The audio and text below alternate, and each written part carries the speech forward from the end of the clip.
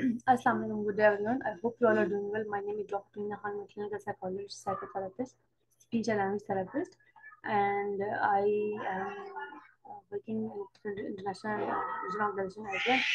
So today the topic of my training and presentation is toilet training, and today I'm going to talk about how you can teach your children to toilet train. But before that, you have to do some important consideration. You have to prepare your child. You have to prepare your child mentally, and you have to give him the tool of the language or non-verbal communication, so that eventually the child tell you that the child doesn't need to go to the washroom. Let's start our presentation. And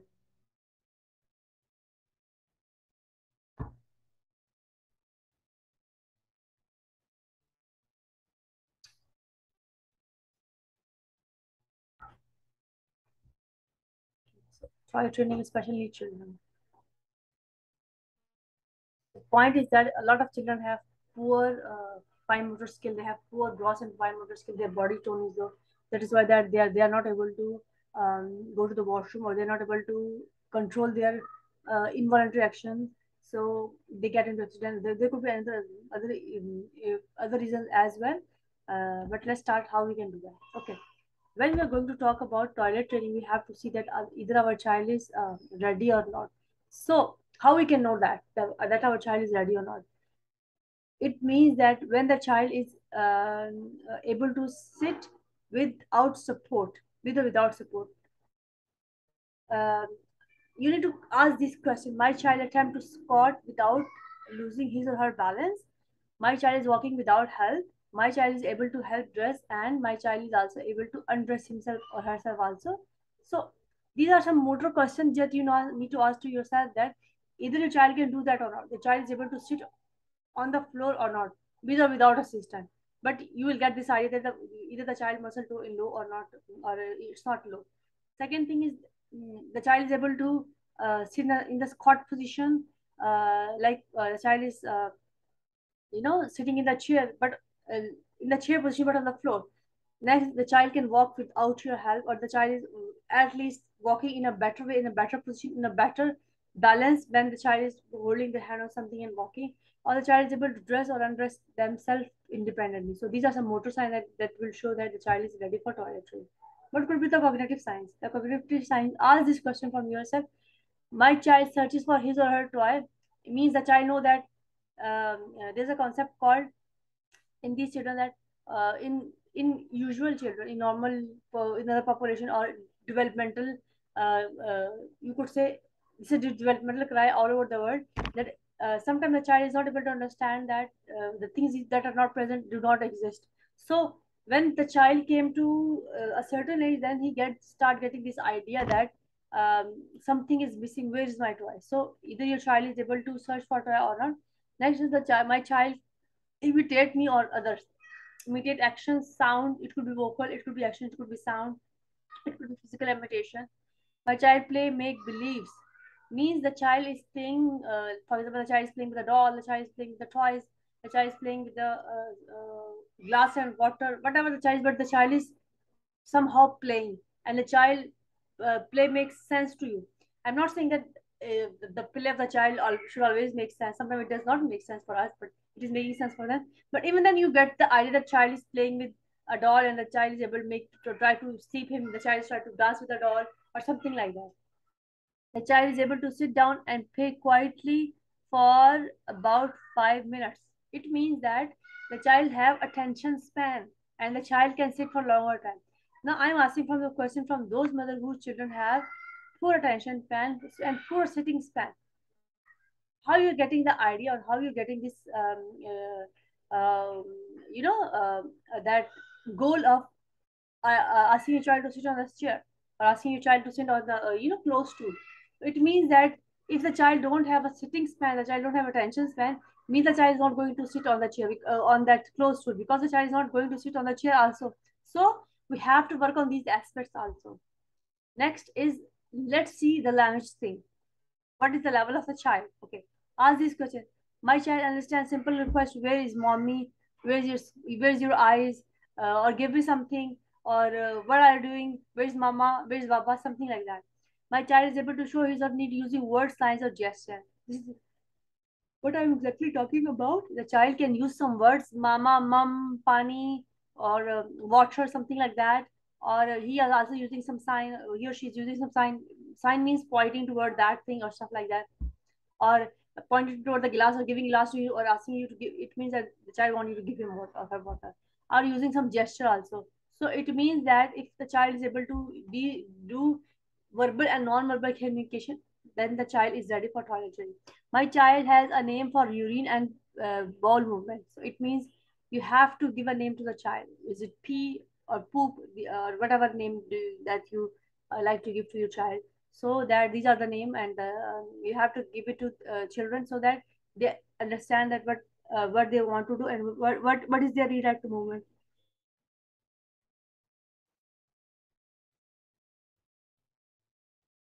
Okay.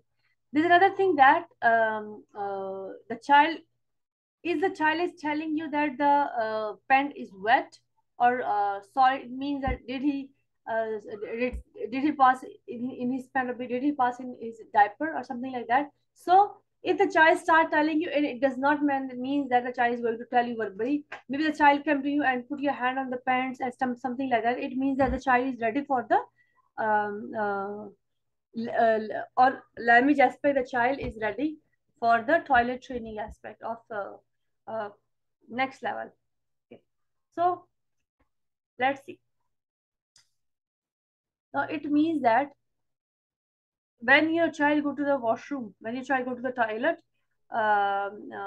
whether the child is able to um, first thing is, do the child know where is the toilet?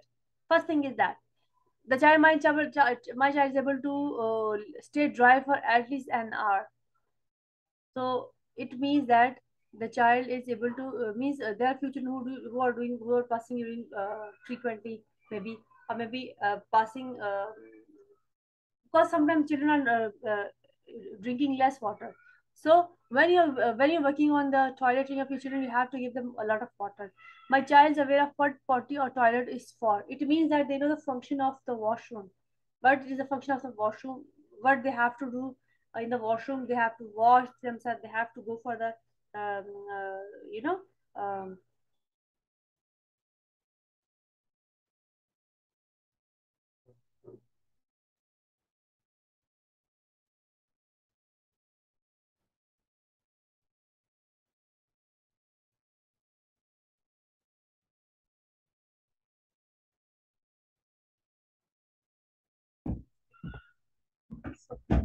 my child is aware of being wet or dry. Means the child know the senses. The child get the idea that the child is wet or the child is dry. And inside the, I'm talking about children who are still on the pamper. So the child is able to come and tell you that the child is feeling uncomfortable in the pamper, in the diaper or not. My child's bowel movement are solid and well formed. It means that sometimes those children who have issue with GI tract, gastrointestinal tract, sometimes they have leaky gut. So they cannot they cannot control their movement. So they have to pass it frequently. So you have to get this idea that or you have to check the movement that the child, when the child came to you, then the child was actually in the need of going to the washroom, and the child have to pass the urine or pee or poop in the washroom. So you will get the idea when the child came to you, and you will start sometimes children are not saying anything, but they start acting uncomfortable. So even then you get this idea. But whenever you see child is not talking anything to you, so you start working on their giving them some gesture or some word, so that they start using the word and associate that word with the condition. Now what we can do? Tools for toilet training children, especially. Okay. Try placing a non-absorbent cloth in your child diaper so he or she can be aware of feeling wet. Okay.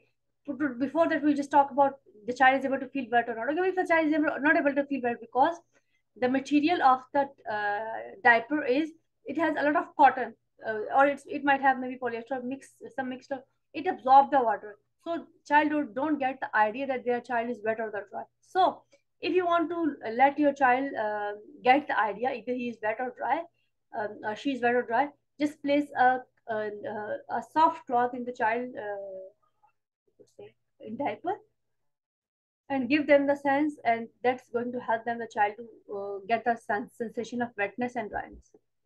And then it will be dry, then definitely the child will come to you and show discomfort. Okay, modeling means that try an open door policy in the bathroom, and your child may see their family member using the toilet. Okay, it means that whenever you will open the washroom, the child will understand that how this washroom is for what. It is for cleaning, it is for washing, but we are going to do in the washroom. So open, it doesn't mean that you don't take care of the privacy. Privacy is the important part over here too. Just take care of privacy matters. But if the other child is going, so you ask the child to stay in the in the door and see what process is going on. But when the child is washing their hand and doing some other thing in the washroom, other children, so you can take the child into the washroom. Otherwise we need to make the privacy matter at large. We have to take care of these things also.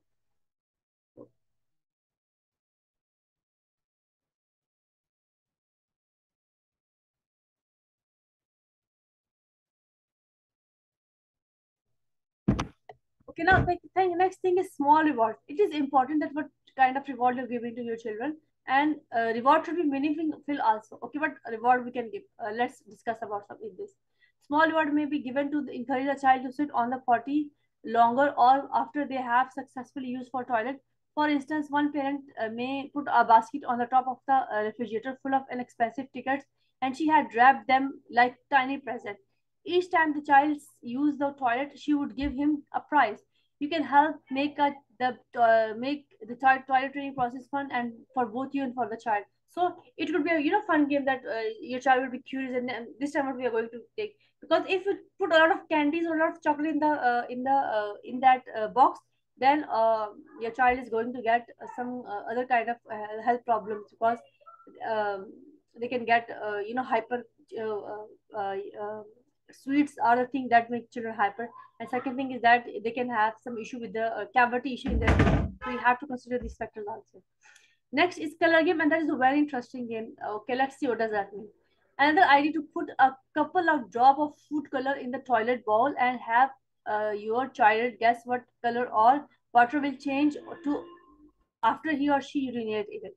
Okay, oh, I have to consider one factor, that at once you are not going to put your child on the closed stool. We have that small potty, and that potty, whatever you call it, a potty box or whatever it is, for the children. So you are going to start with them, and if you put them in the launch, in the play area near to you or near to the washroom, so the child will go there easily. And the thing is that you can do that. Just put a colorful a color drop in that box, and whenever the child have that urge, then ask the child to let's guess the color. So in that fun way, maybe the child start going to the washroom and doing that activity, because over here we are trying many activity as we can. And it's not necessary that one activity is working for the child, it's also working for the other child also. But it is just a journal idea, and just an easy idea what you're going to do, or what we can do about making this process easy for the children and for us also. Next is favorite cartoon characters, and that is very interesting, because it means we always knew, or we always get this idea what is the favorite color of our children. Over here you can try color also. It could be red, it could be blue, it could be anything. Next thing is you need to understand what is the favorite color of your child, in the sense of term favorite character. So the character could be anyone. It could be any comic character. It could be cartoon, something like that. So and sometimes you got clothes for that characters as we got over here. The trick is you have to uh, uh, get some underwear that is the child favorite color underwear, or pants, so that child would not when a child likes something and children love something, then they don't ruin that. They want to keep it safe as much as they can. So by keeping these characters from getting wet, but what is the trick over here? Make it a game whether your child tries to keep the character from getting wet. Maybe wetting alarm as a um, um, as a child pants that signals when wet, may help the child to notice when he or she is in the near here when she is wet. But even if you don't even have alarm, even then you can get the idea when the child is wet or not. Or even if you see that the child is not answering, why don't you ask the question? and you have to keep a check on the child frequently, knowing about these things. Next, some other things that, like, we are still in the process of preparing our child. Prepare them early. Keep the bathroom door open. There are some other important things to consider when you're working with your children. Prepare them early. Keep the bathroom open door and let your child explore what is in the washroom. Please don't ask your child to come out of the washroom. Let the child explore. Let the child play in the washroom. What is in the washroom, and eventually he will get idea that it's a washroom and it has a purpose. Just like there's a kitchen in the house which has purpose. We go for cooking over there and we just eat over there also. And in TV launch we watch TV, and in drawing room whenever there's a guest we go to drawing room, we sit over there. Next is, have your child watch members of family go to the bathroom. Like, the child need to see that, and you could do achieve this thing by sitting everybody in the same room and asking all of them to go to the washroom one by one, and use that washroom. Allow your child to experience flushing. Like I told you, that allow your child to open the tap, allow your child to open the, that small shower, allow your child to open the water, that the other shower on the floor, on the roof, and also allow your child to flush, so that understand what is this all about, and allow your child to experience flushing. Like I told you, read books about toileting that have clear and relevant pictures. It means that it is also going to help your child. For example, the next slide is coming, that this book is going to help the child because you're going to read that book in front of your child. Okay. Next is, teach your child the language associated with toilet training. For example, PP, I need potty. This is essential to learn. Your child learn how to request the potty on their own. A skill that may be help, may be very difficult, may come which much later in the process, and the child will developmental delay. But eventually, the child will learn. But you have to tell them. But this is, so. This is one example of a page, or it could be a storybook, or you can draw them, or you can just print them and laminate them. So this is a kind of a process in over here. The child is sitting on the close to, so the child is doing something. The child took took the toilet paper in his hand, clean himself, uh, put up the pants, wear the pants actually, flush this and wash his hand. So this is kind of process that is meant, that is explained through pictures, and you are going to explain this to your child. Okay. There are some other resources also you're going to find. For example, over here, putting down pants, going to the toilet and wipe the toilet paper, then put up the pants, flush the button, put some soap on your water and wash your hand. Other could be going to the toilet. I pull my pants down, I sit and do V's or poos, and then I get some toilet paper. I get some toilet paper and I wipe myself, and I wipe my bottom. Next is, I throw the paper in the toilet. I flush the toilet. I pull my pants up and I wash my hands. You can put this picture outside the washroom, and you can also put this picture on the sink and things around that. For example, you can have a picture of the sink, and you can put the picture of the sink by doing an action, what people are doing when they are in the sink, they wash their hands. So you can place this picture in the washroom everywhere and tell your child what this is every time you go to the washroom. See, there's another, you could say, a very good illustration is going to the toilet, then close the door. It means that you are teaching your child to have a privacy matter also and safety matter also. Pull down your pants. Uh, okay. Okay, use the toilet, rip off toilet paper, use the toilet paper, and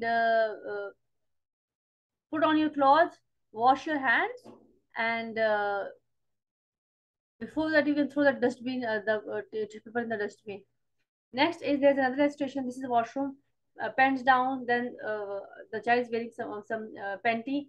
So panty down, sitting on the closed stool, and when you're sitting, you're doing what you went to do there. Then there's a toilet paper. You wipe your bottom, then throw this toilet paper in the washroom, put on your panty, put on your trouser or pant, whatever you're wearing, and flush and wash your hands. So this is the whole idea explained in through the picture. I'm sure you all getting the idea about how you're going to do that. And if you think that your child are elder now and these things and techniques are not going to work for your child, um, don't get confused by thinking about that, because um, even if your child is ill and he's not able to do these things, then even then you start from the basic steps so that the child learn in simple way. We don't have to give some kind of difficult task to the child, or difficulty level. Like for example, we start in the start, we expecting the child that he should know that go to the washroom, he should know how to use the washroom. So nobody gets these kind of skill by birth. Nobody bring this skill before birth. So all are the skill, and we learn all those skill with time, and somebody teaches those skills. For example, parents teaches those skills. So maybe these children could take some time, but eventually they are going to learn, and they are going to help themselves out, and they are going to they are going to use the washroom in and just you the final point, like I told about the picture exchange program kind of thing. It is more like a resourcing, and you will find that resource on the internet. Just place them in the door of the washroom, and before going taking your child to the washroom, just consider all the factors that I talk about, that either your child is ready or not. Give the child the vocabulary of the washroom. For example, it's a door, it's a tub, water tub, wash basin, flush. These are different things in the washroom. Soap, body soap, comb. These are different things that is in the washroom, and child need to know that. And if the child cannot speak, at least the child start to point out these things. So that's how you're going to work with the children, and that's how the things would be get easy for you.